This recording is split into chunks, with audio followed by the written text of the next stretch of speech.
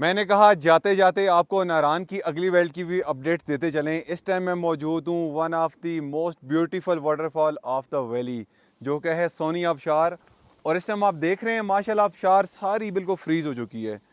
ये सारी बर्फ़ बन चुकी है, पानी इसके नीचे चल रहा है लेकिन बहुत कम, बिल्कुल फ्रीजिंग टेम्परेचर है। दिन के टाइम भी इस एरिया में आप कह सकते हैं कि माइनस टेम्परेचर, क्योंकि मैं अभी धूप पे थोड़ी देर खड़ा रहा हूँ तो धूप पे भी कोई असर नहीं था। तो खैर सोच से आगे जो चेक पोस्ट है उससे आगे आपको अलाउ नहीं किया जाता, स्पेशली 4x4 गाड़ी हो तो वो आपको बटागुंडी तक अलाउ कर रहे थे, लेकिन एक दो दिन में वो भी मेरे ख्याल से बंद हो जाएगा। क्योंकि मैंने आके देखा है, मैंने उनसे स्पेशल रिक्वेस्ट की कि मैं सोनी आबशार तक सिर्फ जाऊँगा, उससे आगे नहीं जाऊँगा, इसलिए उन्होंने मेरी गाड़ी यहाँ तक सिर्फ अलाउ की। तो इससे आगे वाकई हालात नहीं है, क्योंकि रोड बिल्कुल जम चुका है, बिल्कुल फ्रीज़ हो चुका है, कोहरा लगा हुआ है पूरे रोड पे। तो मैंने, आप देख रहे हैं 4x4 ये गाड़ी है और इस टाइम इस जगह पे ये भी फंसी हुई है। तो बड़ी मुश्किल से इसको हम लोगों ने निकाला है, बड़ी मुश्किल से इसको यहाँ से पास किया। तो ये हालात हैं। तो ऐसे टाइम में मेरे ख्याल से लोगों को रोकना ज़्यादा बेहतर है, बजाय कि कोई ऐसा ना करे, कोई किसी का जानी या माली नुकसान हो जाए, क्योंकि गाड़ियाँ बहुत ज़्यादा स्किड कर रही हैं। तो खैर ये आखिरी वीडियोज़ हैं नारान की, क्योंकि आफ्टर संडे मैक्सिमम नारान क्लोज़ हो जाएगा। जो एक आध ऑप्शन या दो तीन जो हुए तो इंशाल्लाह वो भी मैं आपको अपडेट कर दूँगा। आज डेट है 29 नवंबर। तो ये सारे हालात हैं, बहुत ज़्यादा सर्दी है। टूरिस्ट अभी भी थे लेकिन ना होने के बराबर हैं। हाँ, एक ग्रुप आया हुआ था, कुछ बच्चे थे उसके कॉलेज वगैरह के, तो उनकी वजह से थोड़ी बहुत रौनक थी। लेकिन कल के बाद बिल्कुल सन्नाटे हो जाएंगे, क्योंकि नारान तकरीबन 90-95% क्लोज़ हो चुका है।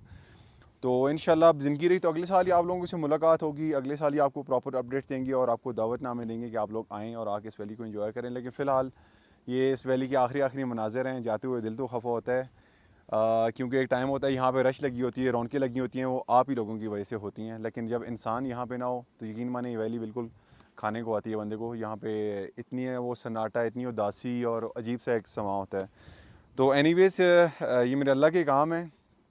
वो क्या कहते थे, कभी खुशी कभी गम, कभी बहारें और कभी फिर ये चीज़ें होती हैं। तो खैर एनीवेज़ कोई मसला नहीं, होप फॉर द बेस्ट। अल्लाह करे अगला सीज़न अच्छा हो, हमारा पूरा मुल्क सेफ़ रहे, कोई फ्लड सिचुएशन कहीं भी ना हो। क्योंकि मुल्क में कहीं भी ऐसे हालात होते हैं तो पूरी टूरिज़्म उससे मुतासिर होती है। और हम चाहते हैं कि हमारी पाकिस्तान की टूरिज़्म प्रोमोट हो, ना कि उसमें कोई ऐसी चीज़ें आएँ। तो आप लोग भी मिलकर साथ दिया करें, जो लोग भी टूरिज़्म को प्रमोट कर रहे होते हैं, ना कि अपने ही पाकिस्तान के खिलाफ आप लोग तनकीद किया करें। क्योंकि पाकिस्तान सारा हमारा है, ख्वाह वो नारान हो, स्वात कश्मीर हो, या कि जीबी हो, हमारा मुल्क है। इसमें अगर टूरिज़्म प्रमोट होगी, लोग बाहर से भी आएंगे, तो हमारे मुल्क में रोज़गार बढ़ेगा, इन्वेस्टमेंट्स आएंगी। तो ये बड़ी पॉजिटिव चीज़ होती है, तो उसको पॉजिटिव ही लिया करें प्लीज़। Thank you. अपना ढेर सारा ख्याल रखें, दुआ में याद रखिएगा। Thank you. अल्लाह हाफ़िज़।